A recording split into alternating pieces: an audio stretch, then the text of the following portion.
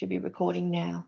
So welcome, my name's Denise Mannix. I'm the president of Lean In Energy. And we are a network, and Linda, who's our vice president, will explain all of that to you in a minute.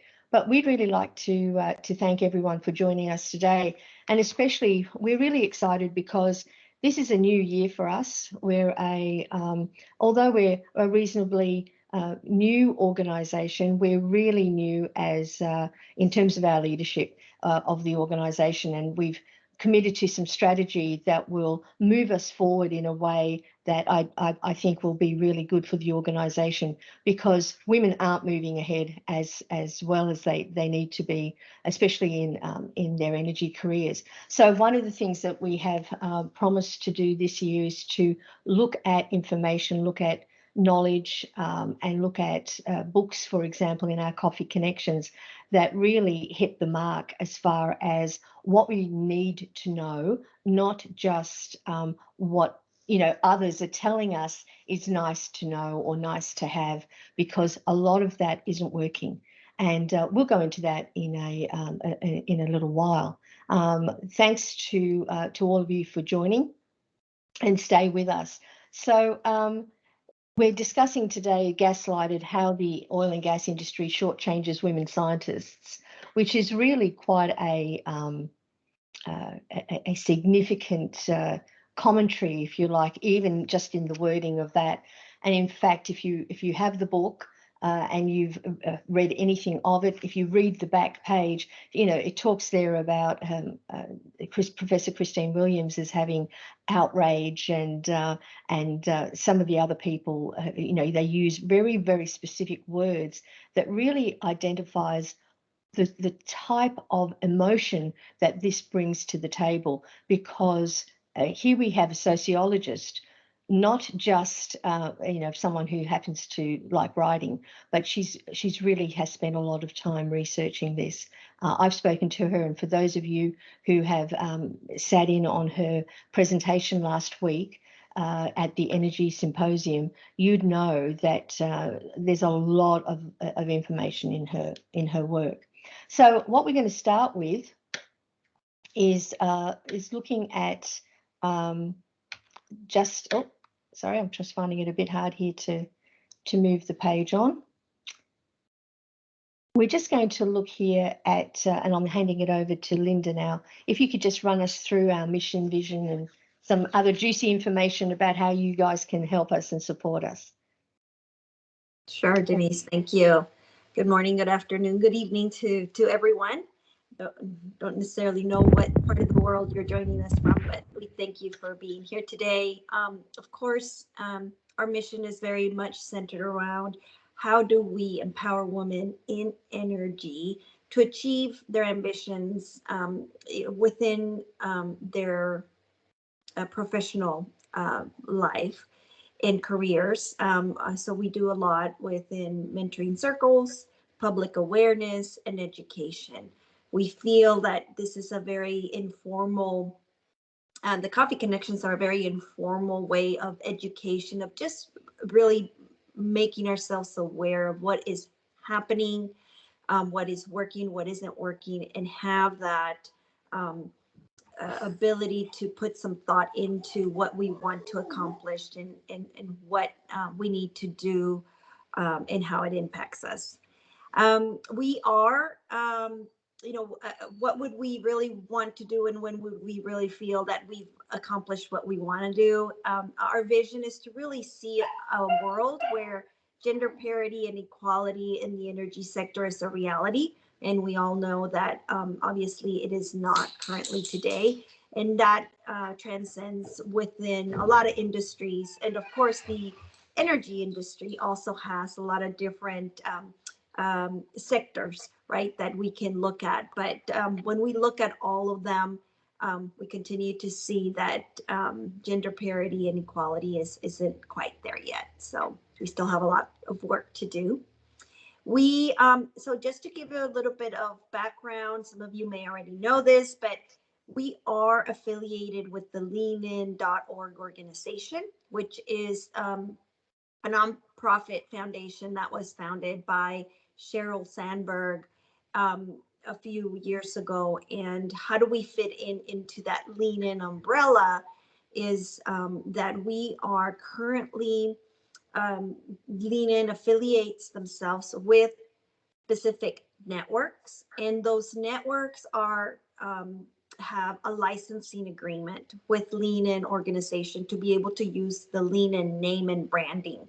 And so through our licensing agreement, we're able to call ourselves Lean In Energy, as well as Lean In Network Energy, which are the two branding and naming conventions that have been allocated to us. We, additionally to the affiliation that we have with Lean In, we're also a fully registered nonprofit in the US for under Lean In Energy. And so we do have specific requirements and procedures that we have to follow and comply as a nonprofit, a fully functioning nonprofit organization within the US. We have a board of directors, and as well, we do filings with the Internal Revenue Service here in the United States. We are 100% volunteer-led organization, not just led from leadership, but also from an operational standpoint, et cetera. We have 0 paid staff. So we really do depend on the volunteerism of our volunteers, members, and leaders throughout the globe to help us continue to drive our mission in programming. We do have a global reach, hence we're trying to make our programs available in different time zones to accommodate the different needs from our global membership. How do you get in touch with us? How do you become a member? How do you find out more information? Because of the hierarchy that I just explained, how we are affiliated with Lean In Org, the fact that we are a nonprofit, et cetera. So we do have several places where you can find out more information. One place is, of course, our main website, which is leaninenergy.org. You can go in there and get to know a little bit more about our organization. If you want to find out a little bit more from us or learn about the different circles that are available, as well as the network within Lean In Org's website, both of those links that are there are also places where you can look and see some further information. To become a member with Lean In Energy Network, we are asking anyone that's interested in becoming a member to sign up on the Lean In Org's website. It's a very easy membership registration process. You basically provide your contact information, an email address, your name, etc. So it takes literally 2 minutes for you to do that. I'll go ahead and copy the link onto the chat as soon as I finish talking, so you can go in there and register to become a member if you haven't already done so. One main thing, if you're new to us, is that all of our programming is free. We currently do not have any programming that you have to pay for. You don't have to pay for membership either, etc. What we do ask is that you are an engaged member and that you also consider volunteering and providing some sort of assistance to the organization, either through your volunteering, by helping us, through our social media campaigns, liking all of our social media accounts, and then, of course, letting others that you believe in our mission, as well as anyone that you believe that would benefit from hearing what we have to say as far as our programming and events that we put on. Right now, if you have any questions, you need anything else, please, Denise has been very gracious to provide her email address. Please do make sure to reach out to her, and she will get back to you as quickly as possible. Denise, anything else that maybe I haven't covered that you'd like to add? No, absolutely great. Thank you. Thanks, Great. Linda. Okay, so let's get on with it. once I get this all organised. So here we go. So we're looking at discussing, as I said, specific books and how we can really deploy agency, intentional action for change, because, as I said before, we haven't got as far as we need to do.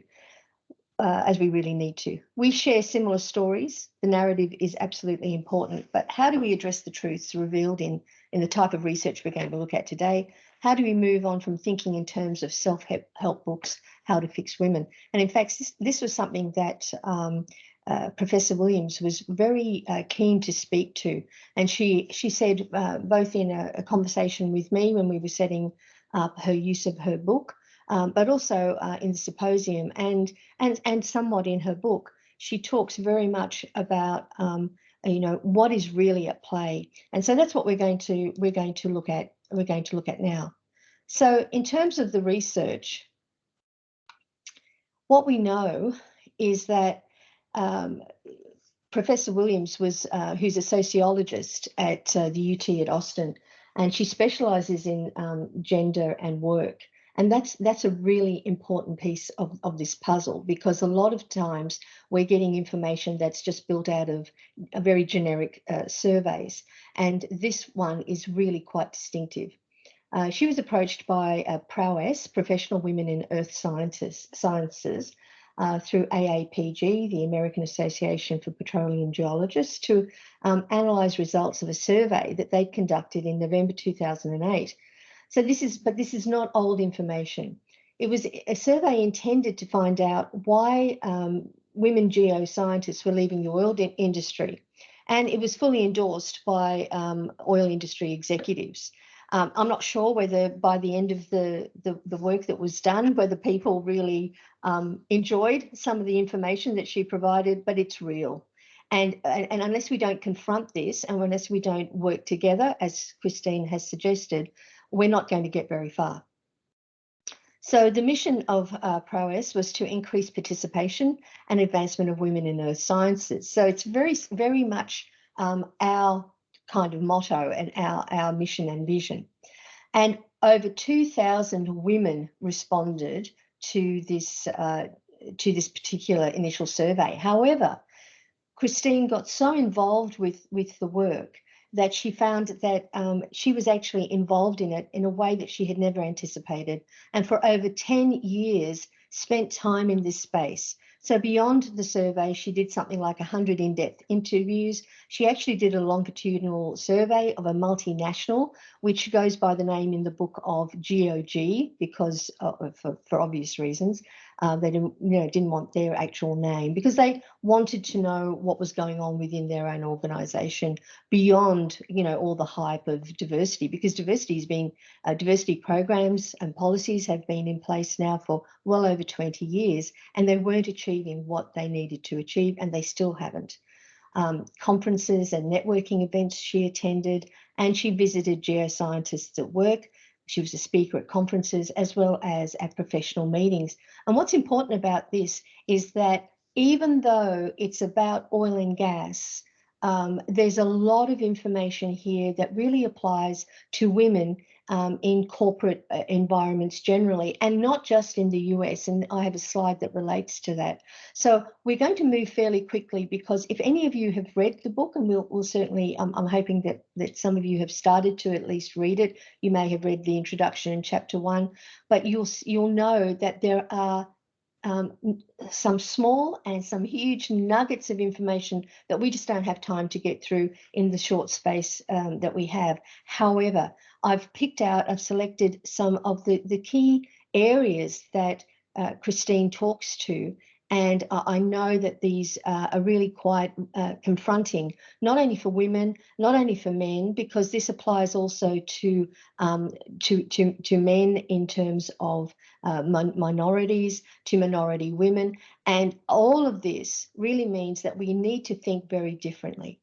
So why the title Gaslighted, and what is organizational gaslighting? If any of you have ever seen the movie with Ingrid Bergman, where where she is led to believe that she's going mad because she thinks that there's things going on around her, and her husband is telling her that she's mistaken, she's lost things, etc. And so Christine uses this concept of gaslighting in an organizational context, and it's really quite powerful, I think. So when you look at this, there are 4 things. So I'm not sure why my computer is doing this, but I don't normally have to do that. What Christine has said is that gaslighting is where organizations intentionally convince their employees and the public to question reality, to question what they can see is going on around them, and make believe that it's actually okay, or that there's nothing wrong. And they deny the facts of what is actually going on. I mean, I've worked in oil and gas. I actually I know that of what it is to be involved in downsizing, on both sides of the fence. I have actually, I've worked in organisational development and run an HR department, and I know what happens during those phases. But I've also been on the receiving end of it, and it was really interesting for me at one stage when I looked at who was being let go at one stage. It seemed to be every woman who looked like she was touching 50, especially in HR.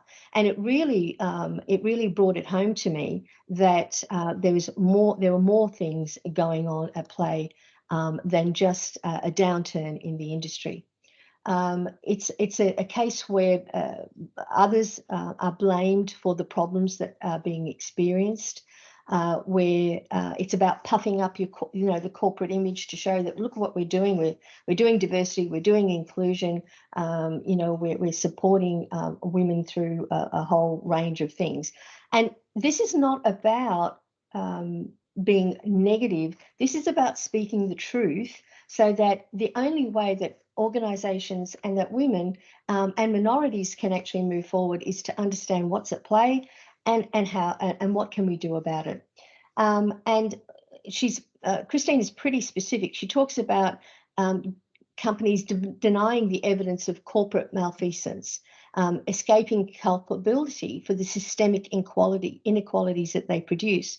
And if you read through this, and that's why we don't have time to go through it in detail, there's a lot of information that Christine provides about how companies do this. And so in looking at that, we can see that what a lot of the companies do is that they state diversity commitment in their mission statements. They feature images of men and women from different racial backgrounds, etc. In their publicity. Yeah, I'm having a bit of trouble. Sorry. They donate money to organisations or programs promoting equality that do not challenge their normal business operations, which is an interesting side to the mix. They implement diversity programs, unconscious bias training that doesn't alter the composition of the workforce.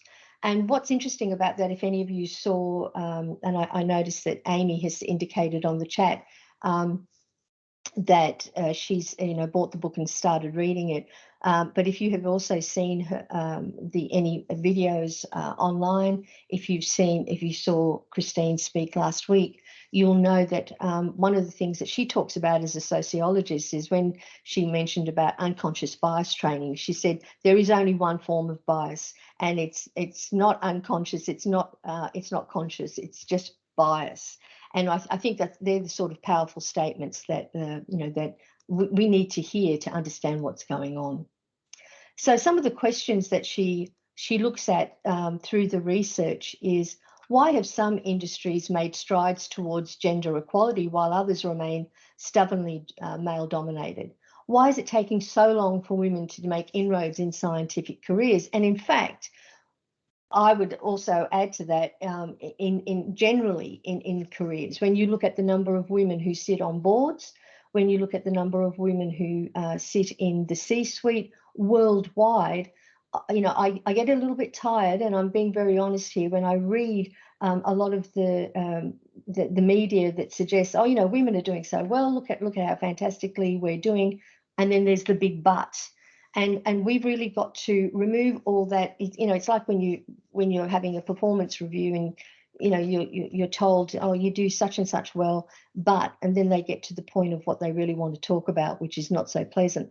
And so I think it's really important that we realize that we aren't achieving as much as we would have liked to have achieved in this point. So why do high-paying jobs employ so few women, and what blocks women's ascent to corporate power? And so when you have a look at Christine's work, you'll see that she's actually looking at she had so much information that she herself got caught up in a lot of these really important questions which so many of us are asking. So some of the claims about the value of diversity that are made by organisation, and Christine actually comments on this in the book, is that she says the employment policies implemented to achieve greater diversity do not disrupt the systemic sexism and racism and other forms of social inequality that are built into their organisation. So from a sociologist's perspective, what she's saying is that while we have these policies, we have these programs, they're doing nothing to actually impact that inherent sexism, the inherent racism, and overall inequality, which is literally built into organisations. And this is what women really need to understand and address. And she says it's often done quite knowingly at very senior levels from her discussions with people, to throw critics of diversity and of organisations off the scent. And this is the essence of organisational gaslighting. It's why women really have to stop swallowing a lot of the things that we're being told and start asking more questions and being more directive in how we're thinking about things. And I'm certainly not being a hairy-legged feminist when I say this. But what I've come to realise through a lot of the work that I'm doing in this area is that we really have to think very differently to get different results.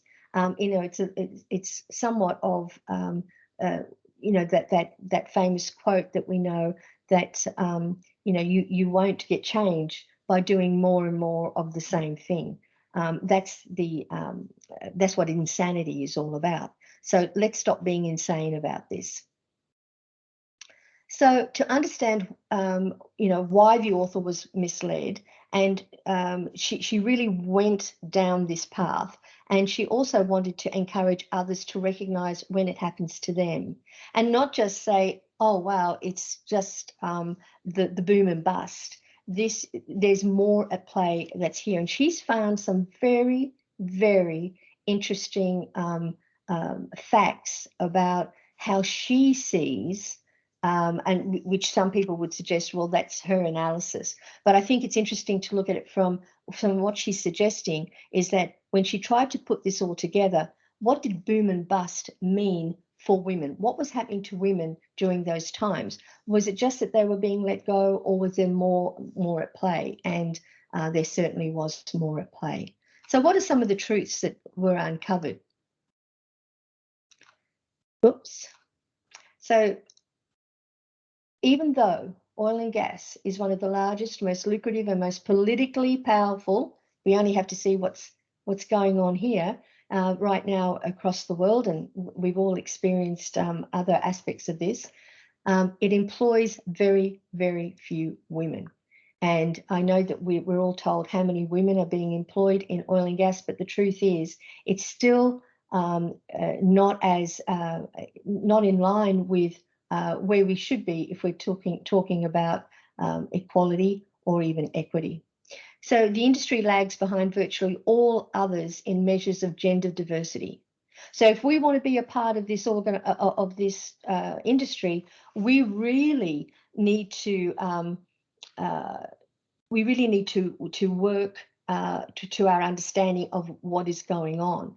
And Omer, I can see that you're typing that things are changing, if not completely changed, in the Middle East. And yes, I absolutely agree that things are changing, especially from where they were. But what Christine is actually finding that that there are still there's such a long way to go that we really need to keep it going. And so I know you're one of our biggest supporters, and so I know that you understand how important this kind of messaging really is, and the changes that you're experiencing because of from a societal perspective in terms of work, etc., is really quite critical. But there's such a long way that we have to go, and we have to keep at it. So women make up 1/5 of the industry's overall labour force, and yet we know how big the female workforce is, not only just in the US, but also worldwide. And women hold fewer than 15% of technical roles and very few leadership positions. In 2018, when Christine was completing this work, there was only one female CEO in a publicly traded oil and gas company. And given that we have what's called a female advantage in education, we really have to start questioning why there have been, why this remains the case. So when we look at, this is actually a graph that Christine uses, but it was taken from a Women in the Workplace report by Lean In Org and McKinsey. And one of the things that I really liked about how Christine used this was that she spoke about, look where oil and gas is in this graph. Look at when you look at the number of C-suite women overall as a percentage of total, look at where oil and gas sits, and look at entry-level women as a percentage of the total. So when you start looking at this, then you have a look over here at where does STEM sit with all the effort that's gone into STEM, with all the effort that's gone into diversity. Have a look at where STEM is actually sitting, not just in oil and gas, obviously, but in other industry sectors, with this one up here, which is in pharmaceuticals. All right. So what is also interesting about this, and when we look at, sometimes we look at these types of graphs, we realize that we may not be getting the full picture. But what I like here is when we start to really look at the area that's being shown, it shows that worldwide and across all industry sectors, we're really not doing very well, because we're looking at only at 40%, because we've cut off the top 60%. And so this is just showing the area of how oil and gas operates is low relative to other industries, but all industries are still relatively low. So what does this 2018 related diagram tell us about oil and gas? What does it tell us about success of STEM? What does it tell us about success of diversity, success of companies generally in relation to women, and the impact of the pandemic on women? And I can see that, Linda, you've added in there, and this might be a good point to pause if anyone would like to make a comment, and we don't have to do it in the chat. But we know, for example, that the pandemic had a very, very unfair impact on women. So if we had really got women to where we thought they were, which was being so widely publicised, I remember some headlines about saying the glass ceiling had been broken. And the truth is that, what does that actually look like? But the reality was that during the pandemic and after the pandemic, women are still experiencing huge, huge issues. And yet constantly I see that we're being asked at conferences, where will we get our talent from? Well, I can tell you where you can get your talent from. It's real simple. All of us on this know that there are many women who had to give up their jobs because of the pandemic, and for some women that was absolutely the right choice, but for some women they didn't have a choice. Some minorities didn't have a choice, and so it's really about what do we need to construct that we can change the way that the world is working. What do we have to do? So, well, I'd like to open it up for a quick discussion, mindful of the time, because we've got a few more slides to go through. Would anyone like to make a comment to anything that's been said so far? Would you like to raise your hand and have a comment, or do you want to just keep going? No? I would like to pitch in, but in a few minutes' time, I'm about to get into a taxi, so that would be a bit more quieter and I can engage properly. Okay, all right. In a few minutes' time. Thank you. Yeah, can you put your hand up, Omar, so that let us know? Will do, sure. Thank you. Okay, so if we, sorry. Let's have a look at what it's saying about geoscientists and geosciences generally. And remembering a lot of this can be applied outside of this this area of specifically of engineers, but also into other areas within oil and gas and even into other corporate spheres. So most professionals are office-based. In this particular type of engineering, they don't need to go out into the fields. That's what Christine found. So when we're being told, well, you know, we have to make choices outside of women because, you know, of them not wanting to leave home and go off for extended periods, a lot of these types of roles are actually located in offices where they work with people in the field, they work with other types of engineers. So that doesn't hold true in terms of the research. It requires a master's degree. So we're talking about women who are highly educated, people who are highly educated. And approximately 40% of women receiving these, approximately 40% of people receiving these degrees are women, and it's one of the highest percentages among the science majors. There are fewer obstacles to women and increased gender equality in college enrollment and graduation in this particular field. But few who are graduating are from racial or ethnic minority groups. And that really absolutely needs to change. And there's reasons for this. And unfortunately, we can't go into all the detail of it, but there's some really interesting information related to racial and ethnic minorities and their experiences and why they're choosing not to go into this particular field, why it's such a white field. And all of this is important information to understand.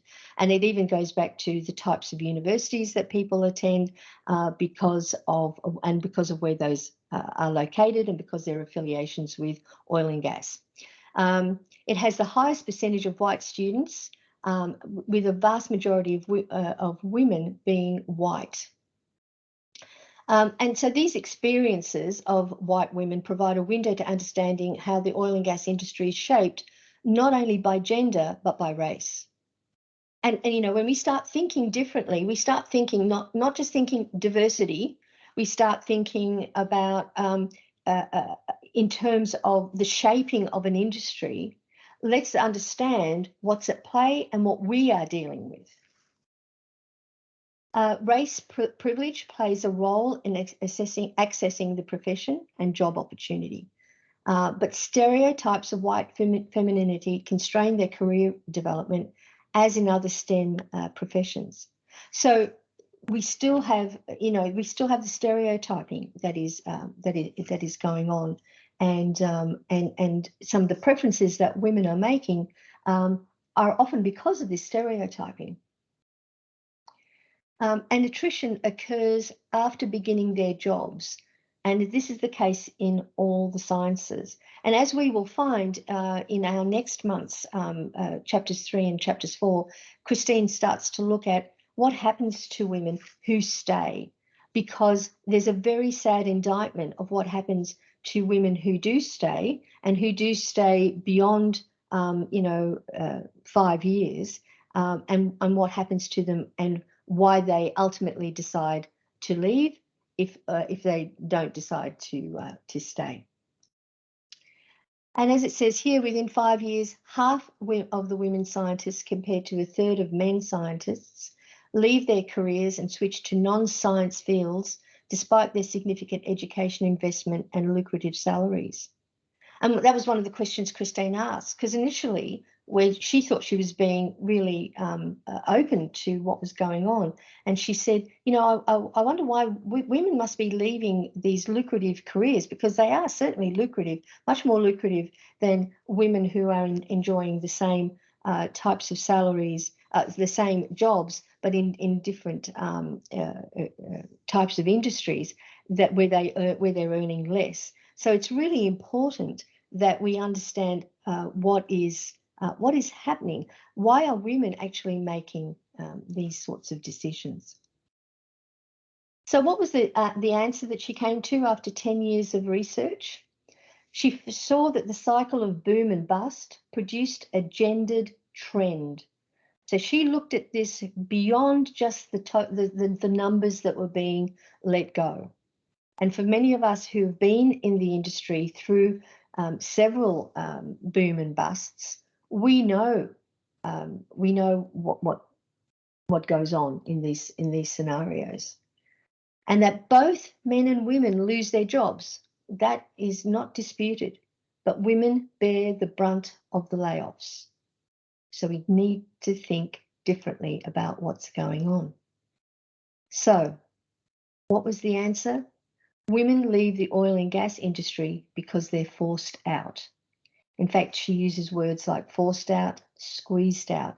And she came to that realization only after doing so much research, and that she found that she herself had been gaslighted, because the rhetoric was so tremendous around all of this, the efforts to get women into the industry, the effort to provide women with and men with paid internships, etc., was really so strong that she thought there has to be something else, until she came to her full analysis with all the work and 10 years worth of work that women are being forced out. So one of the ways that she looked at it was the use of layoffs. And she provides a very stern diversity warning here. And it's around the experiences of the geoscientists and how equality in the corporate world remains an elusive goal. She says, and I really found this very powerful and thought-provoking, an industry that only admits women who are white and then targets them for layoffs will not make progress achieving diversity. That's a pretty powerful statement. And we need to think about that. In the cyclical oil and gas industry, disproportionately laying off the women means that companies can revert to virtually all white male bastions after every downturn.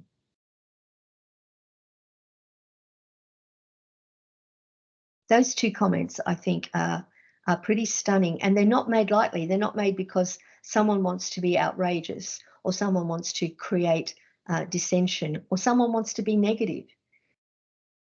We have to take from this, what does it mean and what do we need to do? If we look at it differently, if we look at it in a way that we haven't looked at it before, what does that mean about how we need to treat this, not just individually? And Christine made that very, she said it very loudly on last week. She said, we need to tackle this as a group. And we're not doing that successfully. And there's a reason for that, because diversity is pitched very often on an individual basis.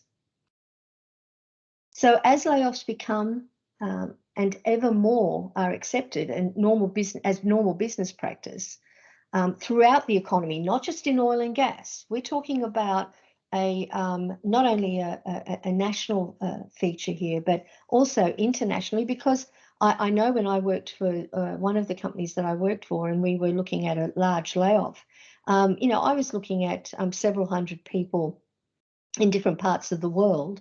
You know, I got all the lists and I had to look through and I had to identify who was being laid off and you know, did that add up to, was there any discrimination that was involved in that? So we did all what we were legitimately required to do, even me as a female, but I could still see that there were things that kind of didn't make sense. It always amazes me that in times of transition, in times of change, people who are OD specialists in organisations are let go, and I wonder why. I wonder why that is, when those are the types of people who could really help organisation. So it's a form of discrimination. Christine, as a sociologist, is saying it's a form of discrimination and it will spread unless new rules are implemented to prevent it. So once we start looking at these types of layoffs as a form of removing people, I think and removing women, I think we really have to start getting angry about the fact that this continues to happen. And I think, as Linda is saying in the chat, it's shocking to see the studies report results that point to layoff as part of the problem, because we are being taken advantage of. Women and minorities are being taken advantage of through the process of layoffs. And one of the things that she makes a very important point about when she talks about layoffs is that we've seen this shift from talking about diversity to talking about inclusion. And what she says that has happened in that is that it's a very smart tipping of the scales to take diversity away from the responsibility of the organisation and the responsibility of managers, now to placing inclusion as the responsibility of individuals. And so suddenly, you know, we've changed the rhetoric, but we really aren't changing the results. So if we have a look at, even at the, she talks about the, you know, the use of the glass metaphors, and she brings lots of other research into it. And even if you just buy the book, just to start reading some of the other research that's included, I really highly recommend it to you. So when she talks about the use of glass metaphors, what she says is that these are representing unseen structural forces that produce inequality through organizational bias. So in other words, let's just not talk about glass metaphors like the glass ceiling, the glass slippers, the glass cliff. They're all nice metaphors, but they're hiding the truth. They're hiding the fact that they are representing these unseen structural forces of inequality. That they designate systemic patterns that are elusive. You know, but when you know when something's elusive and you can't quite grab it, we know that how hard it is to, when we pin it down, we can do something with it. But because it's elusive, we struggle with it. So these are the hidden dynamics at work that really call for us to have further exploration. We shouldn't just be accepting the fact that we have the nice image of the glass ladder. We really need to start thinking, the glass ceiling or the ladder. We need to start thinking, is that serving our purpose? Because actually it's not. So these, what she says is that these invisible processes of organizational bias, of inequality, are being institutionalized and have been institutionalized in the oil and gas industry. They're taken for granted as normal and rational business practices, and we need to start questioning that. So what do they ensure? Anyone like to guess? What does the use of glass metaphors and the ladder and everything else, anyone like to put their hand up? Anyone like to speak out? No? Okay. They ensure that white men rise to the top. Oh, And we have Omer. I'm sure you're going to tell us something. Would you like to talk? No, I just had a few comments. I'm just coming back Sure. from Muscat. We had a big summit. Sure. But part of it was again diversity, as I was telling you. Oman, Saudi, Qatar, Middle East is focusing a lot on it. Yes. Whether it's the real thing or not, I don't. I'll save my comments on that. But they are pushing a lot on inclusion of females in oil and gas sectors, whether it's environment or hardcore upstream product lines, whether it's drilling or reservoir. So we were outnumbered in the summit itself, but only few, I would say, were pure technical female engineers. Rest were all felt as if, they're just fulfilling the formality or ticking the boxes, which is not right. So that's one comment from this part of the world. But there is a big drive from E&P companies in this region. Localization is one part, but diversity inclusion is a big focus. It's top of the list over here. So be it ADNOC, PDO, Aramco, they're all talking about nice things, and they are moving. I would say they're moving towards the right direction. Along the way, I think some mistakes going to happen, but they might reach to a point where Western, as Linda mentioned in her text message, even just in the quest of looking good in front of the whole world, maybe, but they are doing right things in this part of the world. That's just one comment from my side in the discussion. No, I thank you for that. And you know what's really important? The important thing is that we have the discussion. And if we start, and the important thing is to question not only what's happening, but why it's happening and what's our part to play. There's a great saying about keeping the other chap, the other fellow, the other person, the other woman honest. It's about keeping people honest in terms of what's going on, because for the amount of effort that many of us who are sitting in on this call have made in their careers or are about to make or trying to make in their careers, we want to know what the playing field is. And if we've got these other issues that are at play, at least if we know about them, we can deal with them and deal with them differently. And I think that that's a very important piece of this. So thanks.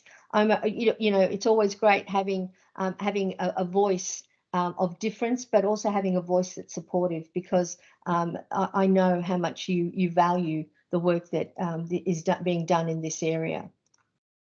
So when the most important thing is, once this is made visible, and this is part of Christine's charter, if you like, these things can be shattered. And the important aspect of that is it's the whole point of this project, the whole point of why we're doing it. And there's a very specific reason why I highlighted the word project. And the reason that I did is because the word project is often used in feminist literature. So when feminists, and all feminism is, and every one of us on this call is a feminist, male, female alike, we are feminists because we're striving for equality. We're striving for ensuring there is equity. That's all that feminism is about.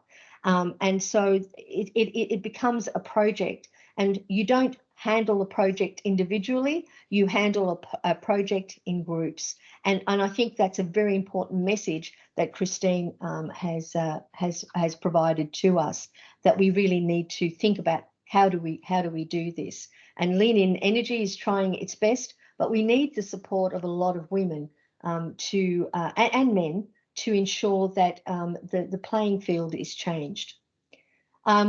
Christine initially thought that a lot of this was, she was looking for the nuanced and the subtle in how organisations did this. So she started initially looking at the fact that annual evaluations, promotion criteria, organisational charts favouring men, and qualities associated with elite masculinity was really how a lot of this was being achieved, this systemic inequality was being achieved.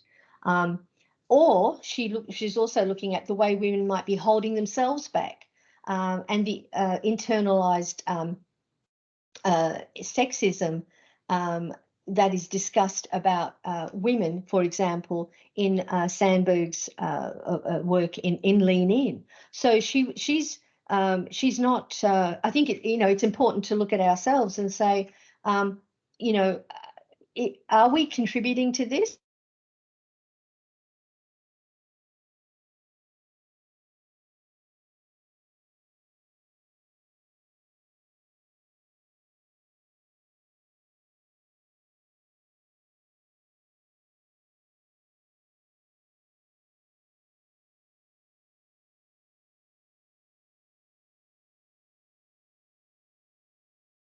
Did I lose Denise or I think, have yeah, you her heard? connection has some issue. Okay. Yes, because I was also thinking that it was mine, but no, mine is not. So let's give her a minute and see if she can rejoin us. I'll also text her just to make sure she's aware. She might still be talking and not even aware that we can't hear her.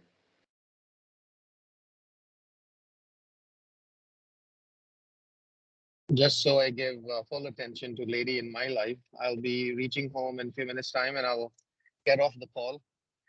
So I'll see if she comes back in the next few minutes. I'll stay on and participate. Thank you. Yes, thank you. Thank you, Omar.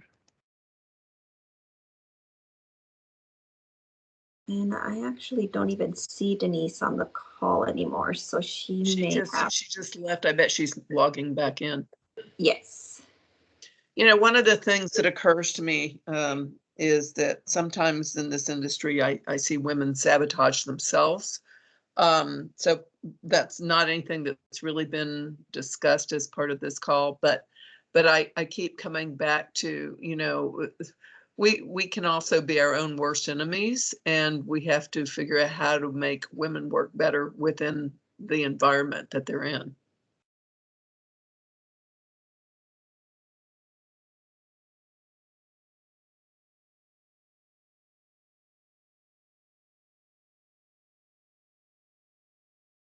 Hi, Denise, you're mute. And then just to add to what Helen just said, I think also it's knowing when to speak up and feeling empowered to be able to speak up early on in your career about things that as I look back over my career, and I wish I knew back when I was in my 20s what I know today, that I am no longer in my 20s. I'm not so sure that I want to share what my age is today, but let's just say I'm no longer in my 20s. And if I just look back and think, if I knew that what was my feeling of being excluded on something, or if I knew that it just didn't sit right, that there was this camaraderie with, I've always worked with primarily males, and there was this camaraderie between them that excluded me from a lot of it. And I took it as normal. I took it as that's just the way things are. I really didn't speak up. That ultimately, down at my center, it was bothering me. And not only was it bothering me, it was hurting me from a connectivity to my colleagues' perspective, to that feeling of teamwork, etc., to that feeling of just having casual conversations, which at the center of business, what is business? Business is those connections. Business is having that a relationship with people, etc. So at the end of the day, I think all of us, we need to make sure that as we are coaching, empowering, speaking, mentoring any individuals, is if something down deep inside your core is not sitting well, it's because probably there is an underlying issue, and you need to voice it, speak about it, or at least start navigating those types of issues early on before it becomes awkward and maybe it's a little too late. It's never too late, but you don't want to come in and realize that you've wasted 10 years when you could have been doing things from the very beginning, from year one. So that's definitely something that I would encourage everybody to kind of look at that. And it's not just women, right? It's anybody that feels that they're part of a minority, that they're somehow a diverse population. And of course, it's those, you know, if we look at it just from a gender standpoint, it's those male colleagues that really need to work a little bit on going out of their comfort zone too and being inclusive. Okay, sorry about that, guys, but I think you had a really useful conversation. I would add my voice to a lot of what Linda said. I think one of the key takeaways from this, but also from what Christine has identified, and I have said it previously, is that she said that because these issues are really systemic, while it's useful to fight your battles, be very specific about, you know, not getting upset about certain things, and the fact though that they are systemic is that we need to treat them differently, and we need to think differently about how we operate as a group, because we can't do it individually. So calling out people, you know, sometimes just doesn't, it's just not going to work. It's nothing I would ever recommend to anyone to do, and even sociologists would identify that. But what I do think is really important is to, if we understand this, the slide is showing, you know, is it relevant only to the US? No. Given all the great comments that have been made by others, you know, about the fact that, you know, things are really changing. What we've got to understand is we're dealing with long-term systemic issues. We're dealing with cultural issues. We're dealing with, and I love the statement, but geology is not destiny. And what it talks about, and if you go to the book, read it, it's some really powerful stuff in there about how wealth is distributed and how and what this means for women. I'm really conscious of time, and I know some people have had to drop off, and I really apologize for that. So let's just keep moving. She makes some very pointed comments about a STEM shortage, that there is no shortage of STEM workers in the US. There's more than enough qualified people to fill available positions. And in industry, there are more STEM workers than there are jobs for them. So we really need to question a lot of the rhetoric. And there's plenty of information out there about the truth around STEM and the research. Women need to be better educated around this stuff. So this has been the case for some time. Why is it the case? Because employers, educators, and immigration lawyers stand to benefit from increasing the supply. And Christine provides some information about that in her book, if you're interested in understanding about that, you know, when we're getting our daughters into STEM education, etc. The love of nature is the dominant discourse that brings white college students into the major, while simultaneously standing in the way of diversifying the discipline. So there's some reasons why non-white students aren't interested in some of the engineering work, and it's got to do with cultural, it's got to do with experiences. Okay, so you can't see my slides. Here we go. Does that help? Great, thank you. Okay, so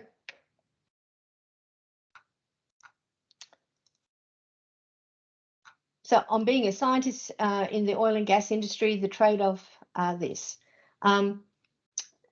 Through the narrative work that Christine did, she found that a lot of the various people that she interviewed said that results are expected instantly with little time for analysis, and that perfect analysis of imperfect data, which is in academia, was the choice over imperfect analysis of excellent data in industry, and that at least one of her female participants said, as a scientist, she preferred sticking with the industry, which allowed her imperfect analysis of excellent data.